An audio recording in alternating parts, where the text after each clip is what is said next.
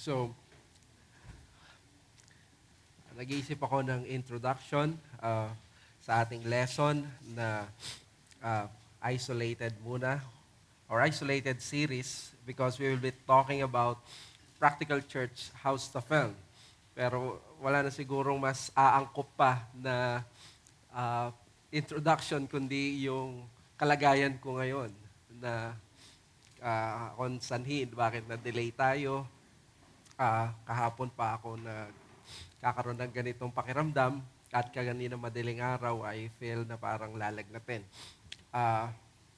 This is not to say, of course, na para maawa kayo or I'm fine. At for 15 years, I've been doing this, whether may sakit ako, hindi I have to show up sa church, lalo na ng Sunday, unless sobrang emergency na yon. So, gusto ko lang i-emphasize na yung mga ganitong kalagayan na mga frailty ng mga nasa ministry ay hindi natin maitatanggi. That is why in the wisdom of God, God has willed and designed that the ministry should not be ruled or should not be ministered upon by only few men or especially singular elder. That is why we believe in the plurality of elders and the plurality of the diaconate. At yan ang gusto ko na i-emphasize sa ating lesson ngayon. Tinawag ko tong Practical Church Haustafel. The word Haustafel is from Martin Luther. Ang German word ito for household codes. That in the household, meron tayong mga practical na mga pinag-uusapan na marahil hindi applicable sa mga ibang pamilya, yet as a household, we have to talk about these things. At sa New Testament, sabi ni Martin Luther, there are some Haustafel or Christian household codes na makikita natin as application sa kanyang mga si Paul sa kanyang application part ng kanyang mga letters. Kung makikita nyo, sasabihin niya, husbands, this is what you need to do. Wives, this is what you need to do. Masters, employees, employers, at bilang mga Kristiyano, this is what we need to do sa ating household or yung mga children din. Now, in the life of the church, sa practical matters, I want to present to you some practical issues regarding our church leadership. Not only that, also yung magiging Thanksgiving Sunday natin next Sunday, and then sa susunod na buwan, yung mga practical matters ng budgeting. These are all practical matters, but nevertheless, they are very important. Kung wala ang mga bagay na ito, marahil may maganda tayong theology, pero maaari tayong magkagulo o mahirapan sa pag-execute ng ating mga task. So, kailangan nating pag-usapan ito bilang iglesia. Kaya tinawag ko muna itong refresher on elders and deacons. At ang gusto kong i-emphasize ngayon sa Sunday na ito is the pursuit of the church na mag-recognize ng gift na binibigay ng Diyos sa atin. And by gifts, we are talking about men, people na pwedeng maging pastor natin kasama ng inyong elder ngayon at ng mga deacons na kasama ng mga deacons natin ngayon. So, tignan natin sa Ephesians 4:11-13. Dito binanggit yung gave or gifts na binigay ng Panginoong Yesus. The resurrected Christ, when He succeeded sa kanyang mission, He was entrusted yung ganitong opportunity, the authority na magbigay ng gifts sa church. As sinabi niya sa verse 11, He gave the apostles, the prophets, the evangelists, shepherds and teachers, at marami ang na-establish na dito na ang ibig sabihin ng shepherds, teachers dyan ay mas maganda ay magkasama yan. Kung ikaw ay shepherd, ikaw rin ay teacher.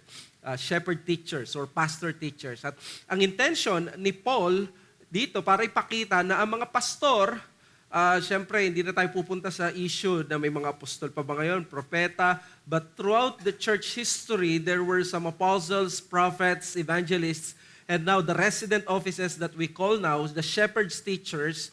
Ang intensyon pala ng Panginoon is what? To equip the saints for the work of ministry. Doon sa klase namin sa CBTS, sinemphasize ni Dr. Fred Malone na ang mga English versions ngayon ay parang ang ginagamit ng for the work of ministry ay parang ito yung gagawa ang yung mga members na na-equip, yung mga saints na na-equip. Pero sabi niya sa Greek at ang classical na view dito na gagawa ng ministry ay yung pastor at teachers. So, ang mga pastors at teachers, sila yung mag-equip sa saints, sila din ang mag-work sa ministry, sila din ang mag-build up ng body of Christ. Hindi siya parang progression na pag ang shepherd teachers mag-equip ng saints, then the saints will work for the ministry. That's not entirely wrong na ang mga saints ang mag-work for the ministry, but in-emphasize dito yung office ng mga pastors and teachers, that they are equipping the saints, they are working for the ministry, and they are building the body of Christ by their office na shepherd teacher. So, that's a very important matter na ang pastor pala, ang disenyo niya is gift siya. Parang nakakadyaing sabihin kung ikaw pastor, no? Regalo kami sa inyo. Parang ang yabang pakinggan. But that is, modesty aside, let's face yung biblical reality. Ang intention is pinagkalooban kayo ng mga pastor para ma-equip kayo bilang mga saints para lumago at para makapag-work kami sa ministry at ma-build up namin ang body of Christ. In other words, without the pastors and their office, hindi makakapag-work ng maayos ang ministry. And then sa Acts 6:2-4, sabi doon, and the 12 summoned the full number of the disciples and said, "It is not right that we should give up preaching the word of God to serve tables. Therefore, brothers, speak out from among you 7 men of good repute, full of the spirit and of wisdom, whom we will appoint to this duty, but we will devote ourselves to prayer and to the ministry of the word." So malinaw dito, sinabi ng mga apostles, hindi masama ang mag-serve ng tables, hindi masama na asikasuin ng mga apostol ang mga widows, pero sinabi niya dito, hindi yun ang pangunahing trabaho nila. Hindi tama na iwanan ng pag-aaral ng salita ng Diyos at pananalangin para mag-serve ng tables. Kaya kinailangan ang mga diakono. Kaya maganda yung sinabi nung isang author na dapat ipaghiwalay daw natin at basagin natin yung pananaw na ang mga pastor, yung sinatawag nilang servant leadership. Ang mas mainam daw at mas biblical ay leading as their service. Nagsiserve sila sa church by their leadership. Kasi kung ang gagawin nila, kada widow ay asikasuhin nila para maging good example lang sila, maglilinis sila para maging good example sila. Sabi ng mga apostles, hindi masama at hindi nila sinabing ayaw naming maglampaso, hindi nila sinabing ayaw naming gumawa ng practical na bagay, pero sabi nila, with our limitation, hindi na ito yung trabaho dapat namin dahil ilalagak namin dapat sa sarili namin sa preaching of the word and the prayer of the church. So, dapat pinagpipray ng pastor ang iglesia at dapat may maayos siyang oras sa pangangaral ng salita ng Diyos. Okay? So, siguro iniisip natin, bakit kailangan nating pag-aralan ito? We have covered it multiple times in the past. May nag-comment nga na pastor na halos yearly daw nagtatapik ang SABC ng ganitong lesson. It is only because we have an annual survey. And we take that seriously na nagpa-participate on an annual basis ang mga members ng SABC sa pagtatangka na magkaroon ng mga panibagong mga leaders. So, gusto kong mangusap muna sa mga not so recent members. Ayaw kong gamitin yung older members, baka ma-offend. But we grow in edification by repetition of the truth. So, okay lang kahit mag-repeat tayo ng teaching or not necessarily yung lesson, no, but yung spiritual truths. Because Peter himself, sinabi niya na ano bang gagawin ko sa inyo bago ako mamatay? Magturo ng bago. Hindi, paalala ko na lang sa inyo yung mga katuruan na alam ninyo. Sabi niya sa 2 Peter 1:13-14, "Therefore I intend always to remind you of these qualities, though you know them, and are established in the truth that you have. I think it right, as long as I am in this body, to stir you up by way of reminder." Tinigil ko na doon kasi sabi niya sa verse 15, malapit na siyang mamaalam. baka takot naman ako.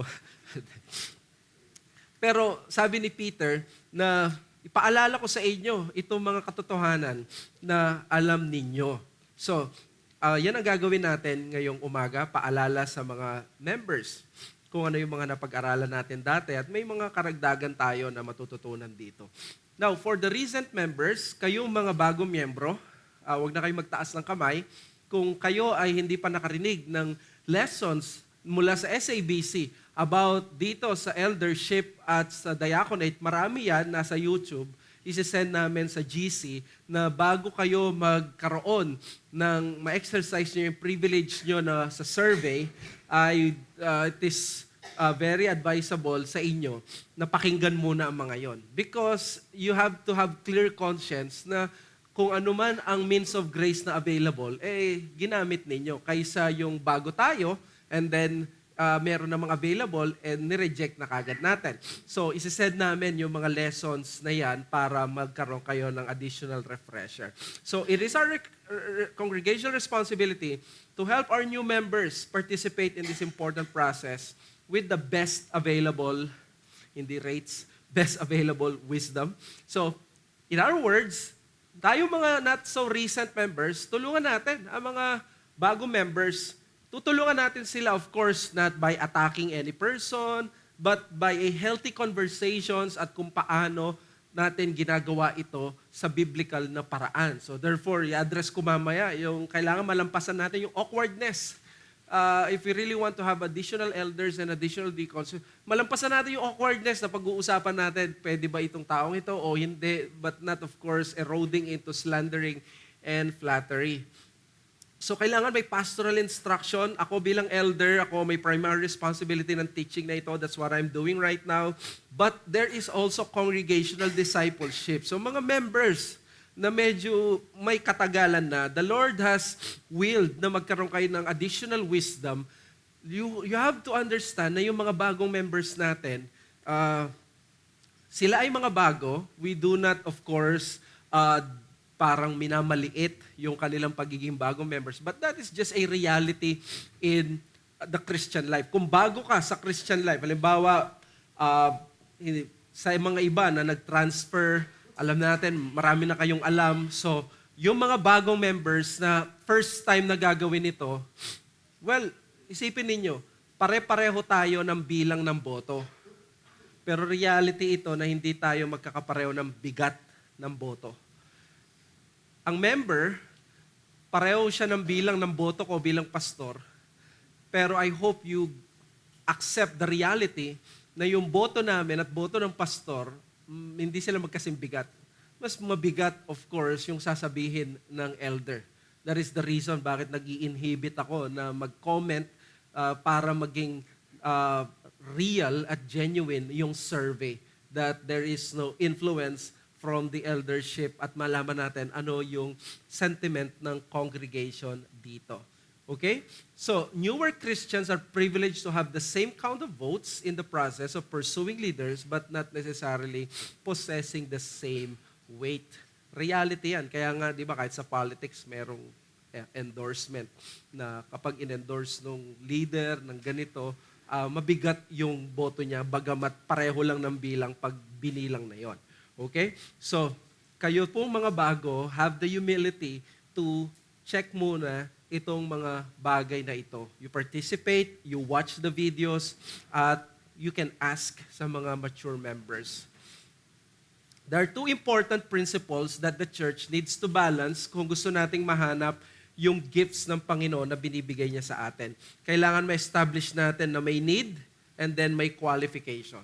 So, dapat balance ito. Dapat ma-emphasize. Hindi natin pwedeng kunin yung isa lang dito, tapos magbabase na tayo doon sa isa, kailangan balansehin natin dito. Because we all want additional leaders, additional elders and deacons, but we want qualified deacons and elders. So, unahin natin, the need for elders. So mamaya, the qualification of leaders. Sa the need for elders, ang pinaka-principle na gusto kong i-emphasize, it is God who gives. Ang Panginoong Diyos ang nagkakaloob. Kahit gaano natin kagusto, ang Diyos pa rin ang nagkakaloob. Kaya every proper pursuit for elders and deacons begins with the assumption that it is the God of the Bible who gives these men to the church. Kaya sabi ng Matthew 9:38, di ba? The Lord of the harvest, pray earnestly that the Lord of the harvest to send out laborers into His harvest. So sino ang magpapadala ng mga men, ng mga laborers? It is the Lord. It is the Lord who actually sends or gives these people to the harvest. So kailangan manggaling sa Diyos. And then sa Acts 13:2, sabi niya doon, the Holy Spirit said, set apart for me Barnabas and Saul. So sa Antioch, sa Acts 13, sinend out ng church si Barnabas at si Saul, pero yun ay pag-uudyok, pagsasalita ng banal na Espiritu. Meron pa sa Acts 20:28, sabi niya, the Holy Spirit has made you overseers. Sino ang nagtalaga sa inyo bilang mga pastor o mga overseer o bishops? Sabi niya, ang Holy Spirit to care for the church of God which He obtained with His own blood. And then Romans 10:15, and how are they to preach unless they are sent? And of course, yung sending dito, alam natin ng church, but ultimately, babalik yan sa chain na ang Panginoon ang tumatawag. Okay? So, having established this, malinaw ngayon na hindi ito parang human venture lang na gusto lang natin. Kailangan ma-recognize natin ito ay gift mula sa Panginoon. Kaya sabi ni John Newton, none but He who made the world can make a minister of the gospel. Hindi si Pastor Ramen or ang mga ibang tao. Sa politics, meron silang tinatawag na kingmakers. Sila yung parang players sa likod na nagiging crucial people para magkaroon ng presidente. Tawag sa kanila kingmakers. We don't have that sa iglesia. We do not want to politicize itong process ng scripture. Maganda yung sabi ni John Newton, the world has been made by God, and so the minister of the gospel is also from God. So, ngayon, kung ganito pala, nagaling sa Diyos ang mga binibigay niya na maging leaders natin, therefore, divine prerogative ng Diyos to give the church as many pastors and deacons as He wills. Diba? So, hindi natin ito parang, kailangan lang natin isa, dalawa. Kung makikita natin na with kaya ng iglesia, lalo na sa issue ng elders kasi pinapasweldo natin at yung mga ganitong bagay, kinoconsider ng church.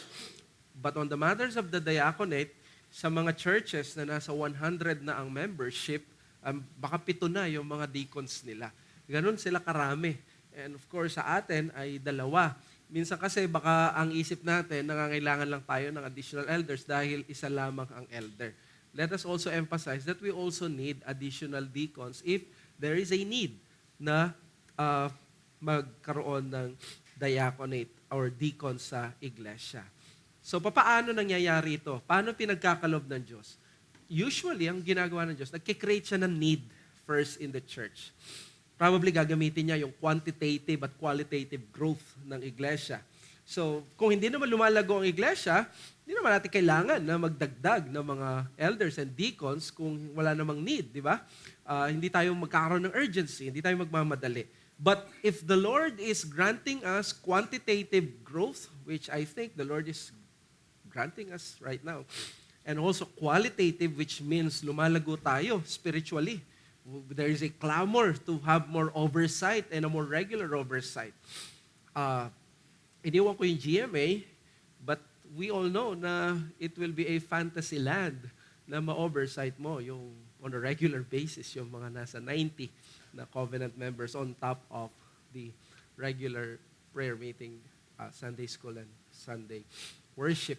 We cannot, of course, vacate ng pastor na, sige, para makapag-oversight ako, wag muna ako mag-preach. I think yun ay isang hindi magandang option. Dapat occasional lamang mangyari yun because ang pananaw natin is the one that was ordained by the church ang ine-expect na mangaral sa kanila.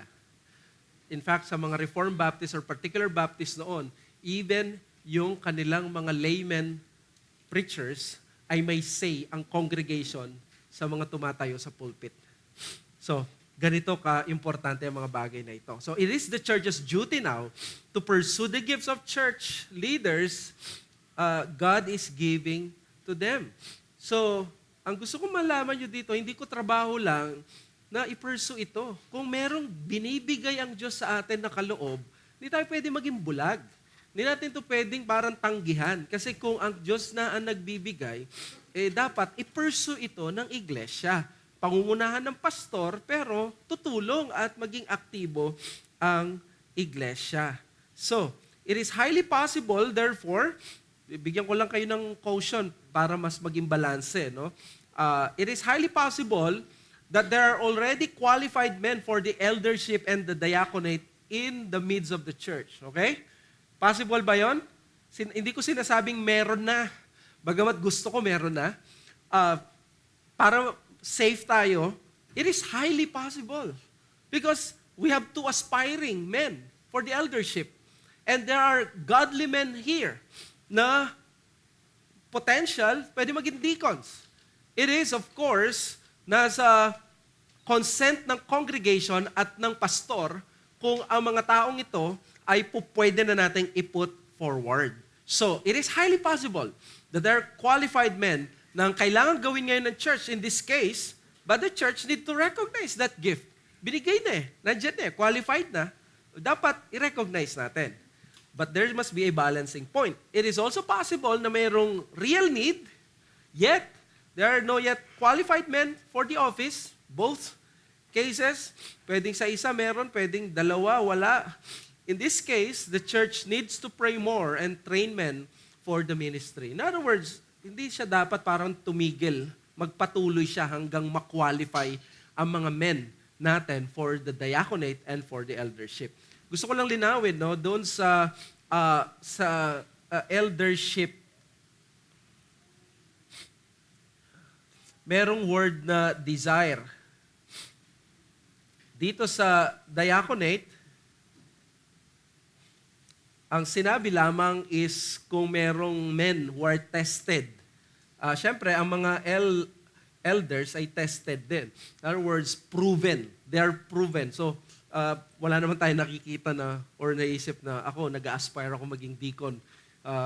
Sa ating mga puso, pwede nating isipin, may mga men na gusto natin maging deacon. Parang ganon, that's not bad. Pero we do not parang ipangangalandakan. Pero sa eldership ay different.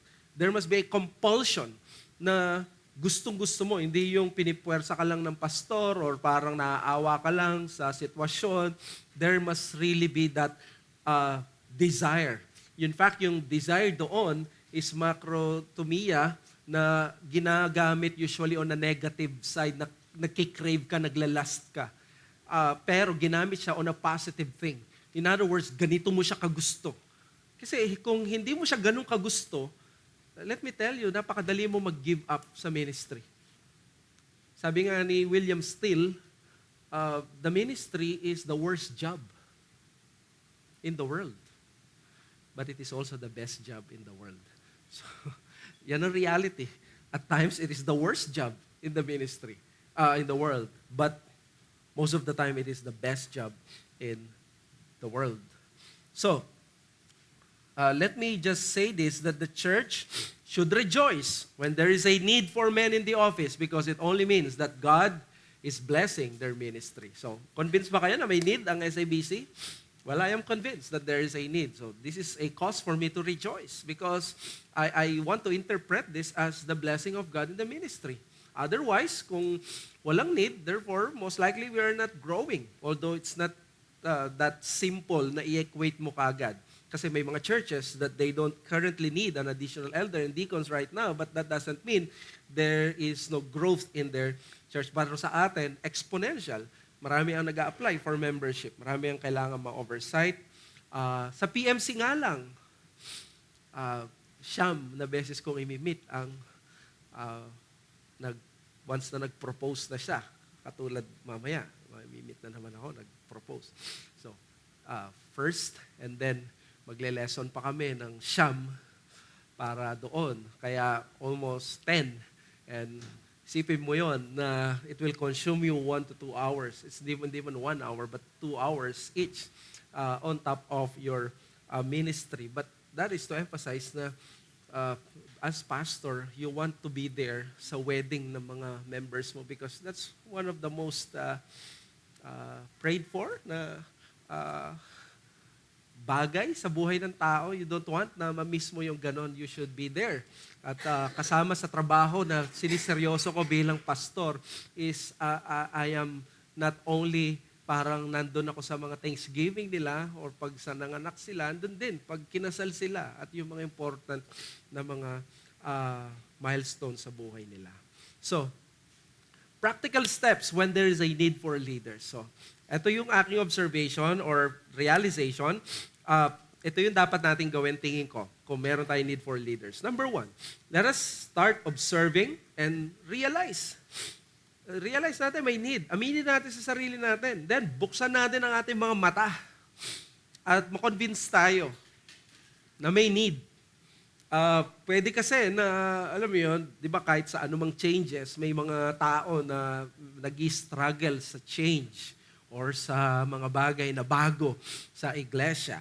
That's why nagiging challenge yung opening. But you know, if leaders are gifts from God, doon ako nag-ooperate eh. Kung galing ito sa Diyos, we cannot simply sit in apathy. That there is an increase of membership while the ordained leadership remains the same. Yan ang bukang bibig ko lately.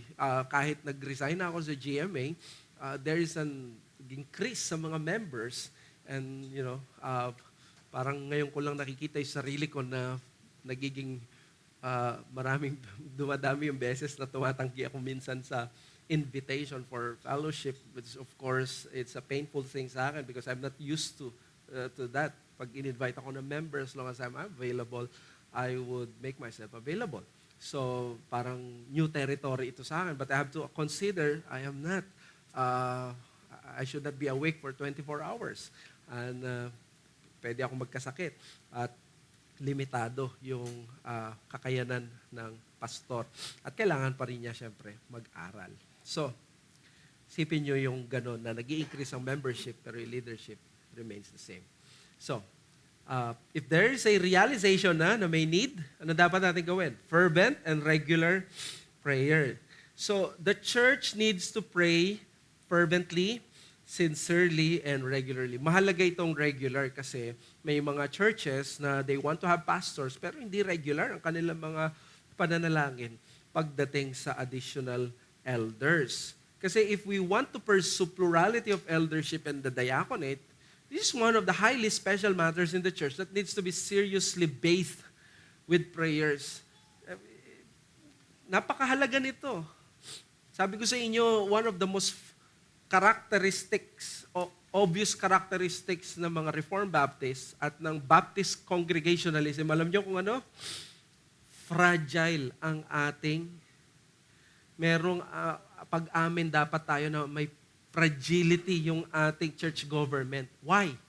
Wala tayong strong na structure tulad ng Catholic Church and Iglesia ni Cristo na meron tayong hierarchy of leaders, na merong kahit magkaroon ng problema sa isang parish, may sasalo na diocese, merong archbishop na sasalo, at kung magka-problema ang archbishop, meron siyang cardinal, merong College of Cardinals sa Rome, at yung College of Cardinals sa Rome, merong pang-pope. So, kailangan mong magka-problema sa lahat ng layers ng protection na yan. But why do we reject as Baptists yung ganung bagay? Simply because we believe it's not biblical at yun ay pinuputakti ng politika. We want pastors who are directly accountable to their members. That's basically Reformed or Baptist Congregationalism. Ang pastor, accountable siya hindi sa isang bishop sa taas, hindi ang isang senior pastor ng isang megachurch ang nagpapasweldo sa akin or ang nagkakaroon ako ng accountability sa kanya na pwede niya akong ireklamo, pero ang congregation mismo. Isipin nyo, ang layers lang ng protection ng congregation is pag ang pastor at deacons di nagkasundo o yung dalawang pastor di sila nagkasundo, ano nangyari? Sasabihin nila, ang mga Baptist lagi nag-split. Because that's a reality. That's the cons ng present condition or situation natin. That is why sinasabi ko ganito ako ka-protective. Hindi in a sense na protective na parang hindi mo gusto yung biblical. Ang sinasabi ko, mayroon tayong caution. Meron tayong pananalangin, pagmamarahan sa mga bagay na ito dahil very delicate at times ang ganitong bagay. Imagine mo, tagal mong naglingkod at yung iglesia 30, 40 years and then nagkaroon ng ganitong problema between the elders and the deacons, nagkaroon ng split or between the elders. We do not want that. That is why ang susi dito, paliguan sa panalangin na both ang present eldership at yung incoming elders at yung mga deacons ay magkaroon ng unity of mind at talagang lahat sila qualified. So, look at this. Without prayer, pwede tayong maging blind sa mga gifts na binibigay ng Diyos sa atin. Pwede tayong, okay lang, ayaw ko muna magkaroon ng sanay na ako dito. Nagiging bulag ka na mayroong binibigay na elder sa kalagitnaan natin, di ba? Kung wala tayong panalangin, pag nananalangin tayo, nasa search natin ang kalooban ng Diyos. But also, without prayer, we may commit the mistake of recognizing men na hindi pala fit sa ministry. So, both ways yan. Okay? So, after nating manalangin or patuloy tayo nananalangin at nag-regular prayer, ang suggestion ko is magkaroon tayo ng openness and initiative. Ano yung initiative at openness? We must actively and willingly search and spot those possible gifts of the Lord to the church. In other words, ikaw na member, you should be able to discern itong taong ito, qualified ba siya o hindi. Pwede na ma-influence ka ng ibang tao na paano ka pipili. Walang masama sa proper conversations, pero at the end of the day, clear ang conscience mo na sa scripture, ito ay qualified na maging diakono. So, we cannot ignore any gift from the Lord when it is His will already to give that gift to us. We have to embrace healthy, yet at times awkward conversations about this. After all, Haustafel means household matters. May mga household matters tayo na minsan, you don't air your dirty laundry in public o kaya wag natin pag-usapan ito sa public pero pag tayo magkakapatid, pag-usapan natin because this is very important, magtoka-toka tayo. So, these are the awkward conversations minsan. Paano? Kasi, paano ka magja-judge or magkakaroon ng healthy conversation kung walang pag-express ng opinion na tama na hindi naman flattery at hindi naman nag-slander. Alam nyo, isa sa napansin ko, sa mga men na mga nanguna sa eldership votes last year at mga deacons, I can tell you, lahat sila, in my own opinion, nag-improve.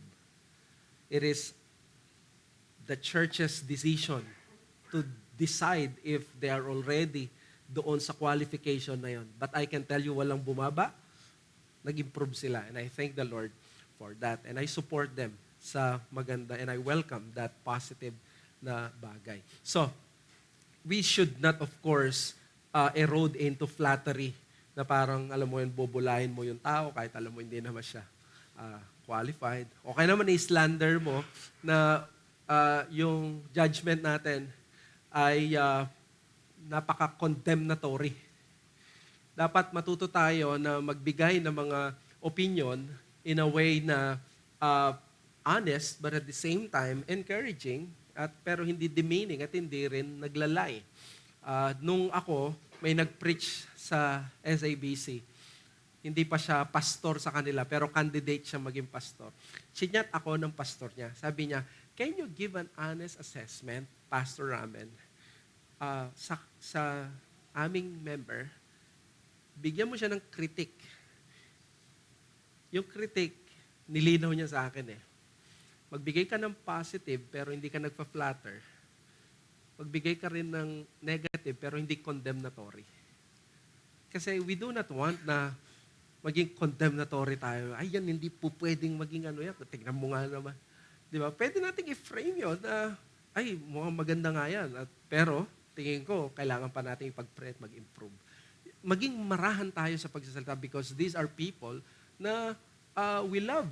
These are people, these are men na gustong ibigay rin marahil ang puso nila sa ministry. But of course, we have to make sure na responsible tayo sa pagkikipag-usap, na hindi tayo nang gagossip. Pero sinasabi ko to sa mga men, especially sa mga elders na nag-aspire for eldership, huwag tayong balat sibuyas. Huwag tayong balat sibuyas on this matter. Kasi you cannot be a pastor kung hindi mo matatanggap na may mga tao that they do not believe yet 100% sa kakayanan mo. There is a time na they will be proven wrong. At makukonvince sila. That is okay. That is fine. Okay? So we do not demonize kagad yung healthy at yung mga ganitong bagay. Okay? So let me just point out that both the church and potential men for office must be open and engage themselves in seeking the Lord's will for them and for the church. So potential men, maging open at engage yung sarili nyo. Kasi pag may pumasa sa survey, kakausapin ko yan. Uy, pumasa ka sa survey. Gusto mo ba na maging deacon, maging elder? Dito niya isisik. Gusto ko ba talaga? Malay, baka yung asawa, hindi. O kaya naman yung sa sarili niya, alam niya, hindi pa siya prepared. So, he has to answer that. So, i-engage niyo yung sarili niyo. So, mga men, i-engage niyo yung sarili niyo sa mga kapatiran. No? Hindi pwede sa ministry, sabi nga, balat sibuyas, na masyadong gagawing malaking issue kapag may narinig tayong negatibo sa atin. We cannot serve the church kung ganun tayo. Now, hindi pwede yung office bearer na walang consent, okay? So kahit pumasa yan sa survey kung ayaw niya, hayaan natin siya. Hindi pwedeng parang alam niyo yun sa pag nag-nominate kayo ng president sa klase, ayaw na ayaw niya pero wala siyang magawa. Hindi po pwede sa office bearer yan sa iglesia. Okay? So, while the congregation possesses the power to consent, it is the eldership that exercises rightful rule in the church. So, elders and the church must both consent. So, di ba, meron tayong congregational consent. Hindi ito congregational democracy. Na ibig sabihin ng democracy is, ang gusto ng church, ipipilit kahit wala pa yung meron paninindigan yung eldership na teka muna, wag tayo magmadali. Kasi ang totoo nito, yung survey, hindi required sa amin. It is actually an extension of I want na maging congregational tayo na even in survey na gusto. Kasi yung ibang mga elders, ganito ang ginagawa. Magpuput forward na sila. O eto yung aking gusto. Gusto nyo rin ba? I-nominate nyo. Magbotohan na tayo. Walang survey na katulad nito. And mali ba yun? Hindi. Kasi hanggat walang official nomination, pwedeng harangin ng elders yung survey o kung sino man ang dahil sa paniniwala na ang ordained elder or eldership, sila yung mas nakakaalam sa mga issues na marahil hindi pwede maging public. Malay mo may problema ito. May bagay na pag kasi na-put forward siya sa diaconate at sa eldership, malalaman nila, ayaw nila. So, may mga ganong situation. Pero, what is important here is that ang church, ang pastor, meron siyang rule. Kasi eldership rule tayo. Ito yung position ng mga Reformed Baptist. Sinasangayonan ni Sam Waldron. Sabi niya, this text warrant that elders be set apart by the laying on of hands of the already constituted eldership of a church. An important implication of this is that no man may be ordained to the eldership on whom the elders of the church cannot in good conscience lay hands. Ito yung genius ng paglay hands ng elders, not members. Kaya kung mapansin nyo, pag naglay hands, hindi ang mga men, hindi ang mga members, ang naglay hands yung mga pastor. Kasi nga, sa Presbyterian, di ba, walang pakialam ang congregation ng Presbyterian, mga pastor lang namimili. Sa Congregational Reformed Baptist, meron tayong pagko-confirm, pero hindi po pwedeng ipilit kung sinasabi ng elder na in good conscience, I cannot lay my hands on this kasi magkakasala ako sa Panginoon. Of course, magkakaroon ng conversation na hindi ito political, hindi ito something na personal, but this is honest. Those things can be talked about. Pero ang point dito is that the elders and the church must agree in the setting apart of a new officer. So, kailangan may eldership, anong tawag doon? Eldership endorsement. At merong congregational consent. Hindi po pwedeng congregational consent lang, walang pastoral endorsement. Magiging magulo yung church pag ganon. Okay? So, that is why pag dumating ang survey, inaalam ko sa survey kung anong pulso ng iglesia. So, number 4, willingness to participate in the process. We must consciously involve ourselves in the search process and identification of those called by God. So, ito nga yun, sa this month, church-wide survey. Each covenant member has the privilege na i-express nyo yung opinion nyo through a secret ballot. And ako lang bilang pastor ang makakakita ng pangalan ninyo kasi kailangan nyo pa rin isulat ang name nyo for accountability. This is to let the eldership pulse the church. And then, after ng church-wide survey, official nomination.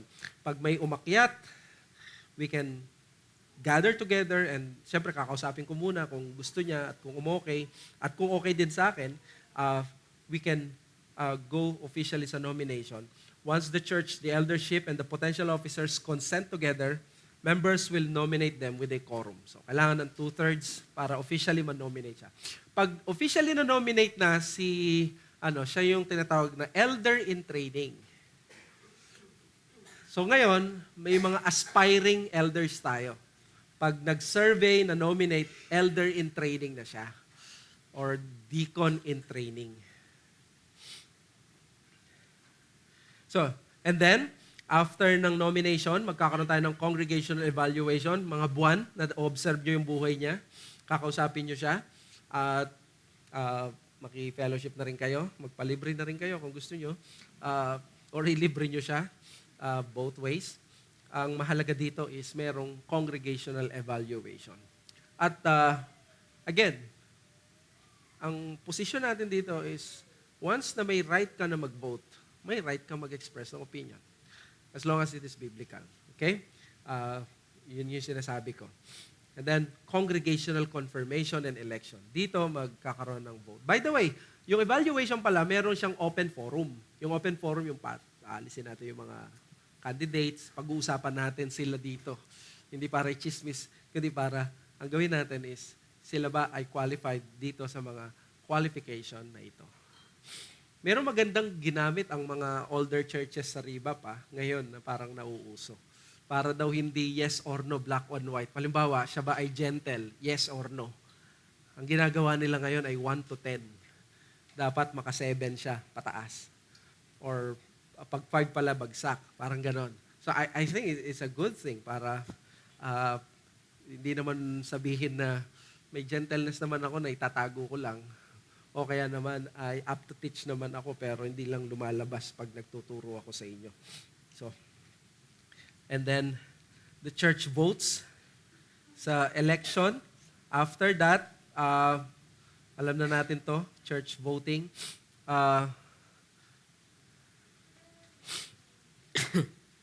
Ang panghuli, ordination. Pag in-ordain na natin siya, siya na ay si pastor so-and-so at si deacon so-and-so. Okay? So, ayan yung gusto natin na i-pursue, na gift ng Panginoon. There's a need for leaders. So, ayan, kailangan i-lay hands ng elders. Pag nagkaroon tayo ng additional elder, magiging malaking event to sa church. So, tatawagin natin ang mga sister churches natin sa Reformed Baptist community. At magpapatulong tayo sa paglilay hands sa kanila. It would be a momentous event. At hindi lang yon sa mga deacons din. Now, after ng ordination, anong dapat gawin? Humble acceptance. The church must respect biblical wisdom and congregational decision as God's will for the church. The church has spoken and so is God. Pag nagkaroon ng congregational consent, ina-assume na ang pastor nag-consent na rin. Umagri na rin. Kaya ang panghuli, yung final approval ay congregation. So, dito sa church, pag ano man mangyari for the members, we must rally behind our new pastors and new deacons by supporting them. Sa mga current leaders, katulad ko at mga dalawa nating deacons, we must humbly welcome them as gifts and fellow laborers. We will not think of them as enemies or parang katunggali. We are co-workers. And that is very clear naman sa atin. Salamat sa Diyos. And number 3, for the aspirants, whatever the result, lalo na sa eldership, there must be heartfelt consent. There must be humility, gratefulness, and a commitment to support the church anuman ang mangyari. Alam niyo ba na ang isa sa pinaka-controversial na recent US elections, hindi yung kay Trump, hindi rin yung kay Obama. Yung pinaka-controversial ay yung kay George Bush at Al Gore. Yung mananalo sa Florida, siya yung mananalong president. But the problem is, dun sa Florida, ang mga media, nag-call na sila para kay Al Gore na Democrat, na nanalo, pero ang mga actual votes, biglang tumataas bigla si George W. Bush. Nagkaroon ng problem. Bigla ngayon na dahil 'di ba, November 'yon, tapos January pa mapoproclaim. So, umabot sa Supreme Court yung problema na may recount kasi automatic recount kapag konti lang yung difference, sa kulang 1,000 lang yata yung difference. Imagine mo, kulang 1,000 US presidency. Napakatindi, 'di ba? So, noong December, ang ginawa is nung nagre-recount na, nagkaroon ng problema sa recounting. Biglang parang hindi siya reliable yung recounting. So ang ginawa ng US Supreme Court, nag-side sila doon sa pinastop nila yung recount. At nung nag-stop ang recount, ang mas mataas na boto ay si George Bush. Alam niyo kung ilang boto? 537 votes. At dineclare ng Supreme Court na nanalo si George W. Bush over Al Gore bilang US President. At magkakagulo ang Amerika dahil ang daming cases. Nandaya. Hindi mo maiwasan yun, di ba? Pero alam niyo yung ginawa ni Al Gore? Ang ginawa ni Al Gore, nung nakita niya na ang presidency ay hinand over ng Supreme Court kay George Bush, nagsalita si Al Gore na sabi niya, para matapos na ang lahat ng potential na gulo sa Amerika, ako mismo ay magko-concede sa desisyon ng Supreme Court. Tatanggapin ko ang pagkatalong ito dahil ganito ang ginagawa lagi ng mga natatalo sa Amerika. Nagko-concede at sa concession speech niya, tinawag niyang president niya si George W. Bush. Tapos ang ganon. Sana all. Sara all. Kung ganyan lang ang mga presidente at vice president natin at yung mga politicians natin dito, hindi tayo mahihirapang mag-cross dyan sa Tulaok Bridge, di ba? Pero whatever the results, let us continue to support the church.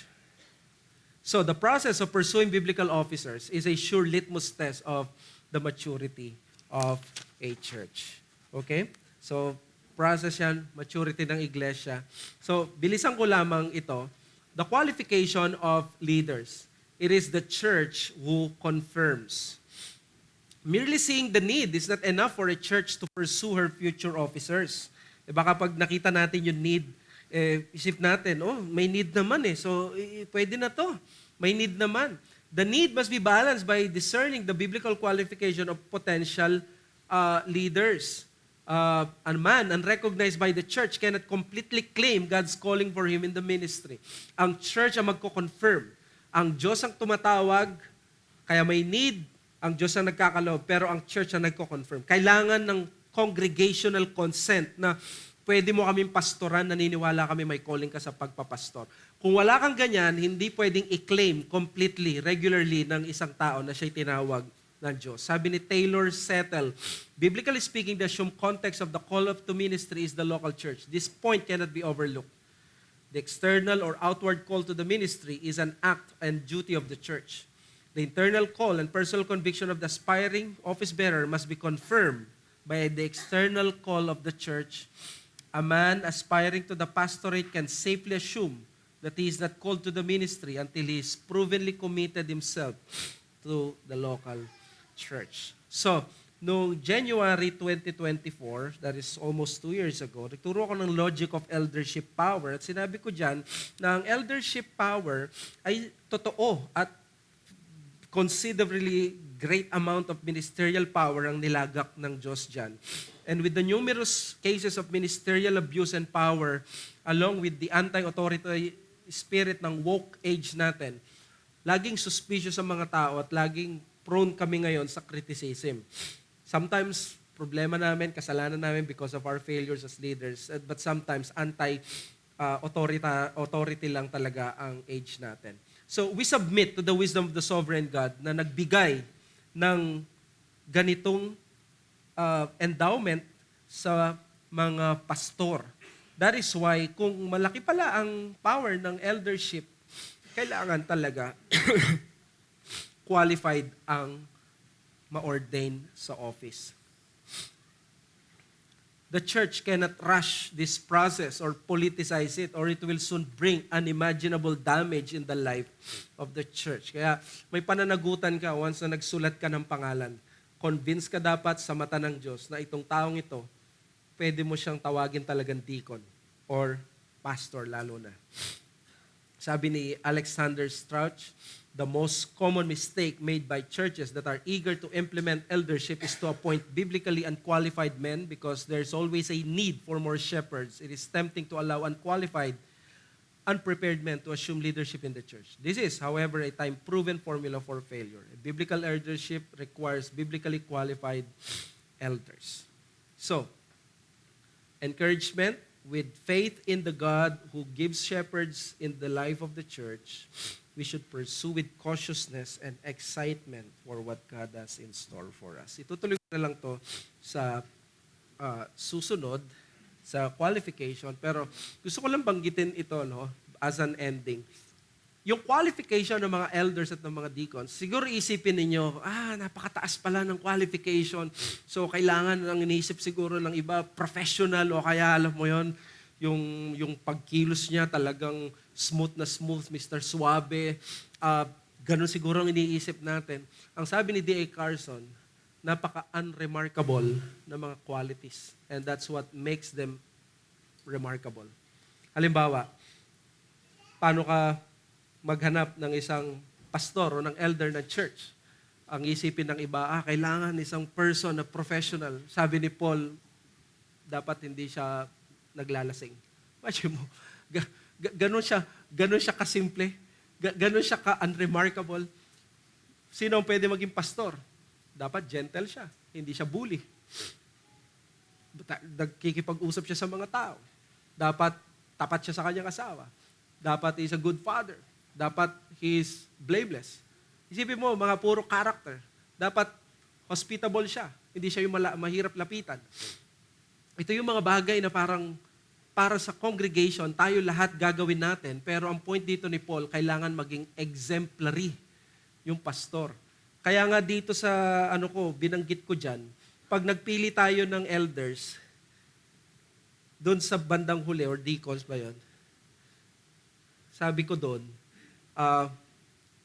the discernment in choosing men for the ministry is dependent on the maturity of the church. A young church can call a man to be a pastor with clear conscience na ito na yung exemplary sa amin. So, clear conscience, pwede namin siya maging pastor. Pero magbavari ito pag nagkaroon ng older church at lumalagong church. The church rightly will want to have a man who can lead them, not a man na hintay nilang mag-grow muna sa habang karamihan ng congregation ay mature na sa bagay na to. Ang ibig ko sabihin ay, what if yung ating mga missionaries, i-apply natin silang, may isa sa tayo missionary, gusto na maging elder, gusto na maging church. Pwede ba siya? Boboto ba siya ng congregation niya? I think so, boboto siya. But think of that man, idala mo siya sa GBC, idala mo siya sa Moonwalk. Do you think, will they vote for these people? na 2 years ka pa lang nagre-reform? Hindi. Ibig sabihin, ang congregation nagdedepende sa maturity na available sa kanila sa panahon na yon. Hindi natin po pwede na halimbawa, ito, bagong ligtas, pero pwede nating hintayin, pero magaling siya mag-preach eh. Pero yung mga karamihan ng mga character at mga bagay na ganito, nagagawa at mature na ang congregation, ay hihintayin siya. Hindi maaari yung ganon. Pwede natin siyang hintayin sa mga bagay na mga iba at maliliit lang, but not on the sense na napakaraming members ang ganito na ang kanilang maturity. We need a more mature person kaysa sa majority ng mga members. Yun yung gagawin ng isang iglesia. So each pastor and deacon confirmed by the church who are from the heart of God are blessings to us that multiply the joy of ministry and doubly lessen its burdens. Let us pray. Father, we thank you sa napag-aralan namin na ito, and may we continue delving and reminding ourselves on this matter because these are very important matters sa iglesia namin. Thank you so much for such truths at nawa, Panginoon, more on the side na ma-excite kami on what you have in store for us. Do not allow us na magmadali, but do not allow us na maging blind, lalo na't kung may binibigay ka na sa amin na pastor at mga deacons. Thank you so much. We ask this in Jesus' name. Amen.